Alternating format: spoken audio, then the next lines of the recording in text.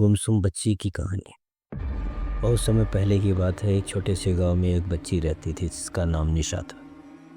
निशा को बच्चों के साथ खेलना बहुत पसंद था, लेकिन एक खास बात थी, वह कभी बोलती नहीं थी। गांव के लोग कहते थे कि निशा बहुत प्यारी बच्ची है, लेकिन उसके साथ कुछ अजीब बात थी। लगता है कि उसके ऊपर कोई साया है। जब भी कोई उससे बात करने की कोशिश करता है तो बस वह मुस्कुरा के चली जाती है। एक दिन निशा अपने घर के पास खेल रही थी। आसपास के कुछ बच्चे भी साथ में खेल रहे थे, लेकिन निशा उसे नज़रअंदाज करती रही। अकेले ही खेल रही थी। वह अचानक से जंगल की ओर चली गई। कुछ देर के बाद गांव के बच्चे उसे ढूंढने गए, लेकिन वह कहीं नहीं मिली। गांव के लोग परेशान हो गए और निशा को ढूंढने के लिए निकल पड़े।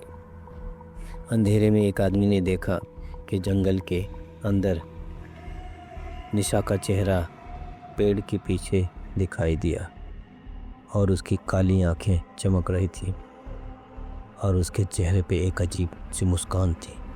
वह आदमी डरते हुए उसके पास गया और बोला, निशा, तुम यहाँ क्या कर रही हो? निशा कुछ नहीं बोली, बस जी मुस्कान के साथ उसे घूरती रही। आदमी ने सोचा शायद वह मजाक कर रही है, लेकिन जैसे ही उसने निशा को छुआ, उसकी पूरी त्वचा बर्फ की तरह ठंडी पड़ गई। वह आदमी डर के मारे भागता हुआ गांव की तरफ लौट आया। अगले दिन बच्चों ने फिर निशा को ढूंढने का प्रयास किया, लेकिन इस बार किसी ने उसे देखा नहीं। बहुत सालों तक निशा का कोई पता नहीं चला, तो गांव में लोग कहानी बनाने लगे कि निशा उसी जंगल में रहती है और जो भी उसे देखता है वह उसकी आंखों में खो जाता।